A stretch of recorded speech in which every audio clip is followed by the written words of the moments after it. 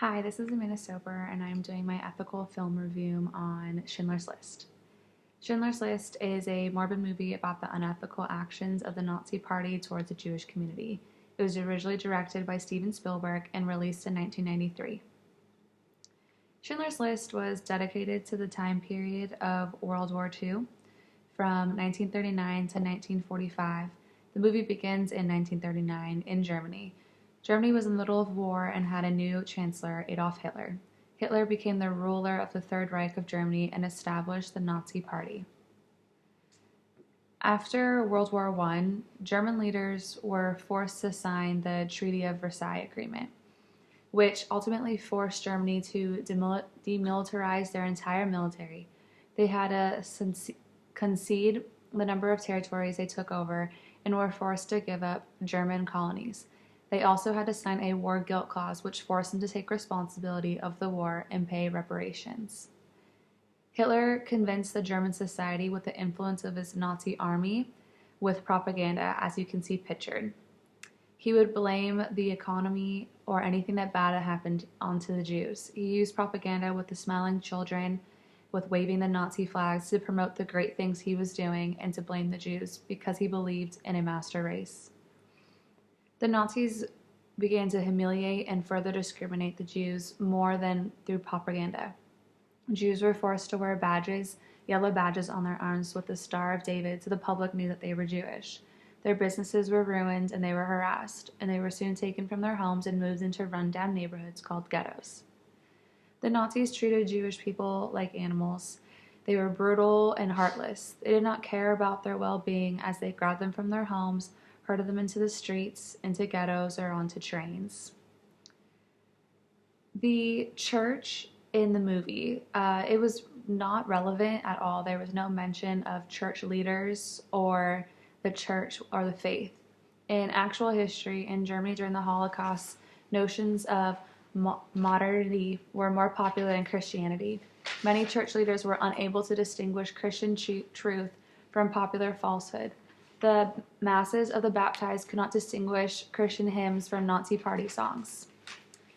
Hitler's final solution started with anti-Jewish legislation. It went from boycotts, propaganda, to the Night of Broken Glass, which is where people were ruined and trashed and marked Jewish businesses. Next came the establishments of ghettos, and then mobile killing squads, which would stop in towns and kill entire Jewish communities.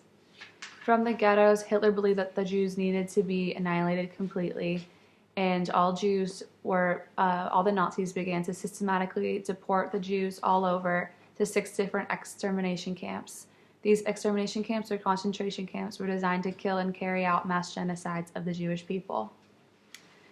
During the first step of Hitler's final solution, when the Jews were removed from their homes to the ghettos, in Schindler's List, there's a really memorable and unethical moment of a young girl standing up in the street yelling, "Goodbye, Jews," a perfect yet hateful image of Hitler's manipulation of the country to everyone hate the Jewish community. Oskar Schindler, who's pictured, is the main character in Schindler's List. Schindler runs his factory and recruits Jewish workers to help with the production of his goods because they are cheap labor. He was a businessman who kept the officials in good humor. He hosted dinners and bribed the Nazi officials. Jewish people were believed to live in his factory as a haven. Itzhak Stern was a Jewish man that Schindler enlisted to be his accountant and his assistant. Stern was a member of the Council of Jewish Leaders, and he advised Schindler to use the cheap Jewish labor and those workers who were essential, and they would not be harmed at his factory. Another memorable character is Amon Goth, who is a Nazi officer. He is loyal to the Nazi standards, and throughout the movie, he would randomly shoot the Jewish workers while he was sitting on his balcony, as you can see pictured. He is ruthless and heartless, and there was many examples throughout the movie as he was raiding the ghettos, he ordered the Nazis to shoot anyone who refused.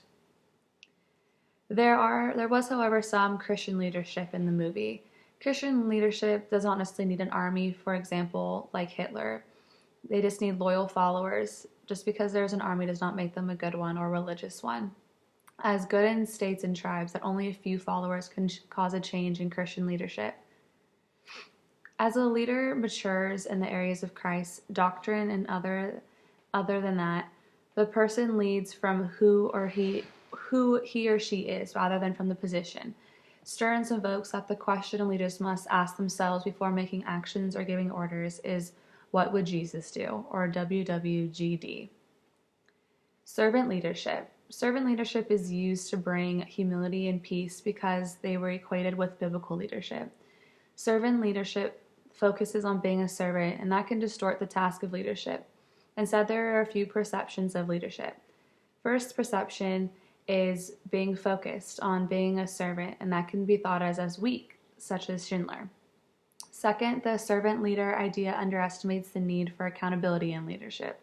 The wide variety in human conceptual abilities and the general aggressiveness of the people in the workplace. The Nazis undermined Schindler's leadership based off his ideas because they felt he was too dedicated to the Jews and they did not see them as humans. Only when people are satisfied that a leader is concerned with their well-being or a cause that they're willing to connect with the leader that they can earn the right to lead. Leaders need to have the qualities of being adaptable, moldable, embrace a team approach, socially responsible, think bigger than today, willing to serve others, and allow others to receive credit. Some of these qualities are hard traits for people to embrace, but those leaders who dedicate values of altruistic love, whereby leaders and followers have a sense of membership, they feel understood and appreciated, and they have genuine care, concern, and appreciation of both themselves and others. The greatest connection between Schindler's List and the contemporary leadership was that he allowed his workers to feel like people.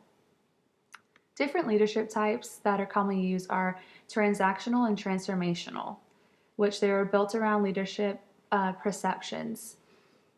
They assembled both great leaders, but transactional leaders, they focus on the exchange that serves the self-interest of the leader and the follower, while the transformational leader motivates the following's past self-interest. The connections and implications of Schindler and Schindler's List and contemporary leadership are very similar during such contrasting time eras and historical events. Thank you.